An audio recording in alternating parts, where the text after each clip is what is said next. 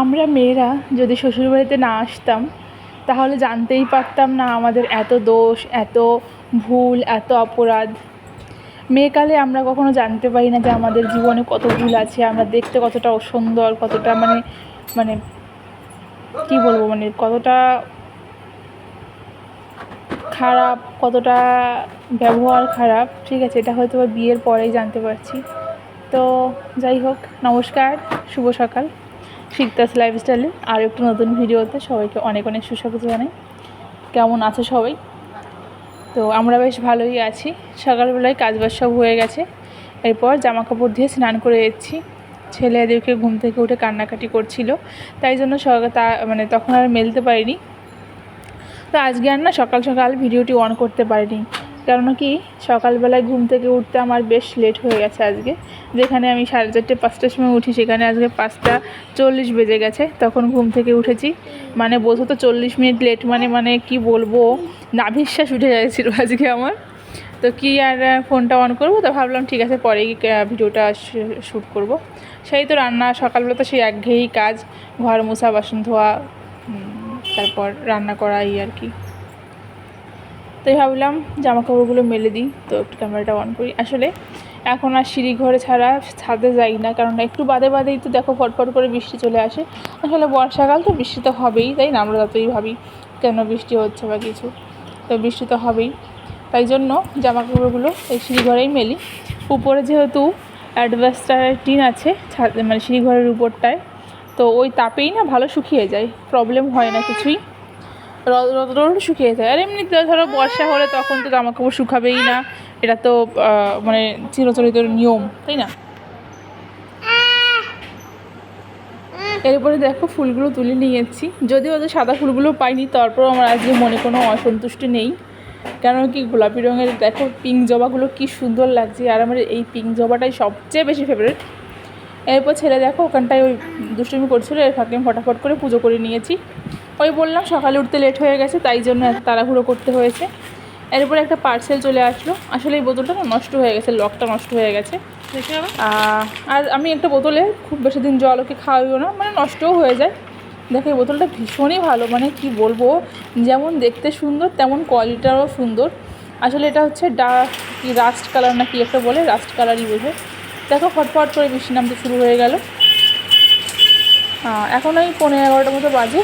ছেলের জন্য এই তো ছেলের আইসক্রিম নিয়ে আসলাম। এখানে প্রায় ওই 100 গ্রাম মতো টক দই আছে, ছেলেকে এবার আইসক্রিমটা খাইয়ে দেবো। এবারের দইটা না কি বলবো, দারুণ দুর্দান্ত হয়েছে, মানে কিছু বলার নেই, এত সুন্দর হয়েছে দইটা। আর এরপর দেখো ছেলে এরকম কাঁধে উঠে আমার দুষ্টুমি করে, বসেছিলাম খাড়ির উপরে, আর ছেলে দেখলাম পিঠে মানে ঘাড়ে উঠে গেছে, মানে ওই কাঁধে উঠে গেছে। আরও এটা করতে ভীষণ ভালোবাসে। এরপর ছেলেকে খাইয়ে দাইয়ে মানে সব কিছু, ছেলেকে স্নান করিয়ে খাইয়ে দাইয়ে ঘুম পাড়িয়ে দিয়েছি। এরপর দেখো এই বাসনগুলো কালকে ছিল, ওইগুলো ধুয়ে পারিনি, জানো তো, মানে কাল করে পারিনি, সময় হয়ে ওঠেনি, সন্ধ্যা হয়ে গেছে। তাইতেই ছেলের রথটা বার করতে প্রায় সন্ধ্যার 10 মিনিট আগে বের করেছিলাম। তো বাসনপত্র ধুয়ে ঘরে চলে এসেছি, এবার খেয়ে নেব।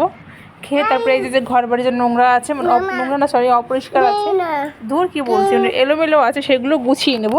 আর বাসন রয়েছে রান্নাঘরে কিছু, সেগুলোকে ধুয়ে নেব। তো দেখো এখানে ফটাফট কাজ হয়ে গেল। আসলে কাজ ফটাফট হয় না, ক্যামেরা অন করে অফ করার জন্য ফটাফট হয়। ডাইনিংটাও গুছিয়ে নিয়েছি, এবার এগুলোকে কিছু ফ্রিজে ঢুকাবো আর কিছু বাইরে রাখবো। আসলে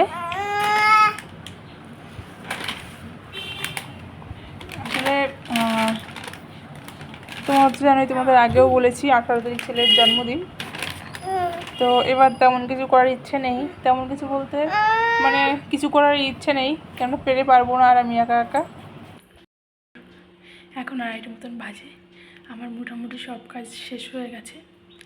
ভাবছিলাম যে রাত্রের জন্য কিছু রান্না করে রাখবো, তো পরে আবার ভাবলাম যে না থাক, আজকে একটু বিশ্রাম করি, মানে এখন ছেলে ওঠানো অবধি একটু রেস্ট নিই। না হলে শরীর যদি ফট করে খারাপ হয়ে যায় তখন প্রবলেম পড়ে যাবো আমি, কেননা সংসারে আমি একমাত্র মানে চালিয়ে নিয়ে যাওয়ার মতন আছি। দেখো আমার হাজব্যান্ড তো বাইরে কাজ করে, যতই ও হেল্প করুক ওরও তো কষ্ট হয়, তো আমি চাই না যে ওর উপর কোনো প্রেশার আসুক। তো যাই হোক, সেটা ভেবেই দুপুরে কিছু করবো না, এখন একটু রেস্ট নেব। তো তোমাদের সঙ্গে শেয়ার করেছি কী কী করলাম। আসলে প্রচুর কাজ ছিল, কালকে সব কিছু করে উঠতে পারিনি, শরীর দিল, সময়ে হয়ে ওঠেনি। তো কালকে রান্না বান্না করার পর প্রচুর বাসন জমেছিল, মানে ঠাকুর ঘরের অর্ধেকটা আমি ধুয়ে রেখেছিলাম, কিছুটা ধুয়ে রেখেছিলাম, কিছুটা ধুতে পারিনি ছিল। আর যেহেতু একটু পরপর বৃষ্টি আসছিলো তার জন্য প্রবলেমটা বেশি হয়েছিল। আর কালকে বেশিক্ষণ বাইরে থাকতে পারিনি, জানো তো। বেরোলাম, বৃষ্টি পড়ছে, ছাতা নিয়ে একটু সামনে দিয়ে, এবাড়ি থেকে মানে আমাদের সামনে যেটুকুনি আছে 2 মিনিট, পাশের বাড়ি কাকিমাদের বাড়ির ওখান থেকে ববিদের বাড়ির সামনে অবধি, মানে 1 মিনিট হেঁটে ববিদের বাড়ি ঢুকিয়ে দিয়ে চলে যাচ্ছি। আমার ছেলে ভীষণ খুশি হয়েছিল। আসলে ও রথটা এত জোরে টানছিল যে রথটা উল্টে যাওয়ার মতন অবস্থা, বুঝলে তো। আসলে গাড়ির মতো চলছিল, ভীষণ এক্সাইটেড ছিল, বেশ আনন্দ হয়েছে। আর তো দেখতে তোমাদের সঙ্গে শেয়ার করেছি যে কালকে তো শেয়ার করেছি যে কী কী করেছি না করেছি। খুব আসলে দেখো, কাজের চাপ বেশি থাকলে না খুব একটা ভিডিও করা যায় না, আমি তো পারি না, তাহলে কাজ করতে লেট হয়ে যায়।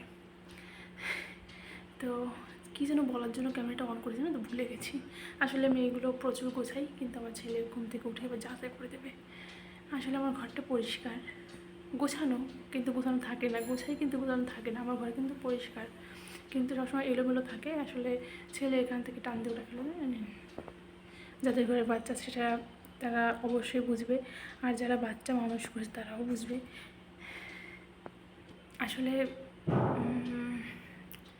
গোপাল যিনি রয়েছেন আমাদের, তাকে আমি নিজের সন্তানের মতন মনে করি। শুধু আমি নয়, আমার হাজব্যান্ডও।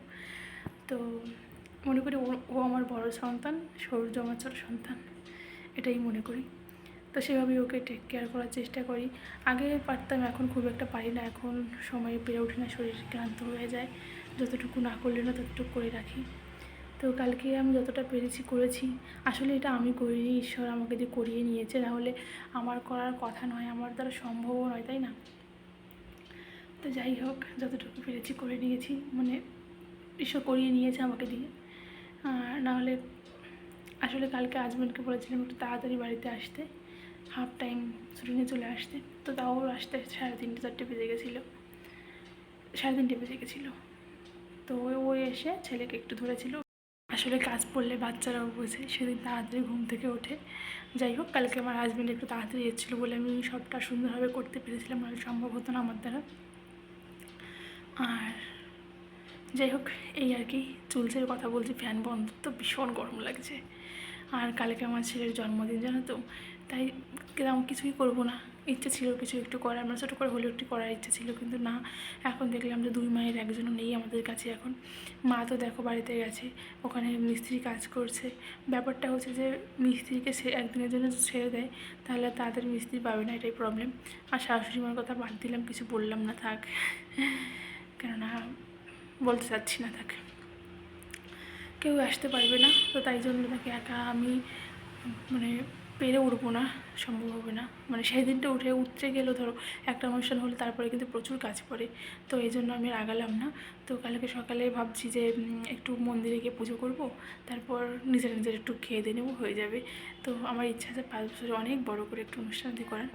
আসলে আমি শো অফ জিনিসটা খুব একটা পছন্দ করি না, শো অফটা আমি খুবই অপছন্দ করি। যতটুকু না হলে নয়, আমি ততটুকুই চেষ্টা করি।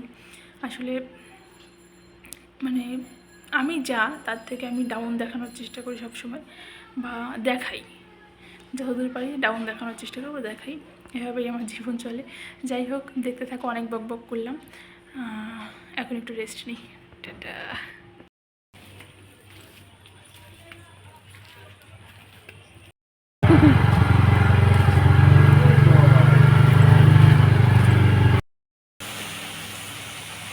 রাত্রে খাবারটা খাই, সেখান থেকে ফোন করেছিলাম, তো আজকে উনি রুটি দিতে পারবেন না। তো আরেকটা জায়গা যেখান থেকে আমাদের রাত্রে খাবার আনা হয়, সেখানটায় মানে খুবই জঘন্য রান্না করে তরকারিটা, তাই জন্য এখন আলু ভাজা বসালাম, আর খাওয়ার সময় ডিম ভেজে দেবো। তো ছেলেকে কোলে নিয়েই করছি, আলুটাকে ছেলে করে কেটেছিলাম, এবারে ওকে কোলে নিয়ে আলুটাকে ভাজছি, কারণ আমার নিচে দুষ্টুমি করছিল ভীষণ। আলু কোলে ওঠা, রান্না করতে ভীষণ ভালোবাসে, তো কোলে ওঠার জন্য বায়না করছিল, তাই তুলে নিলাম। হ্যাঁ, লঙ্কাও, আর লঙ্কা বলছে, আলু ভাজা লঙ্কা দিলাম, সেটা বলছে। বর এই পাপড়ি চাটটা নিয়ে এসেছিলো, আজকের ভিডিওটি এই অবধি। যদি কিছু ভালো লেগে থাকে অবশ্যই লাইক কমেন্ট আর সাবস্ক্রাইব করবে। আর ভিডিওটি এই অবধি দেখার জন্য অনেক অনেক ধন্যবাদ। ভালো থাকবে। Tata, good night, Radhe Radhe.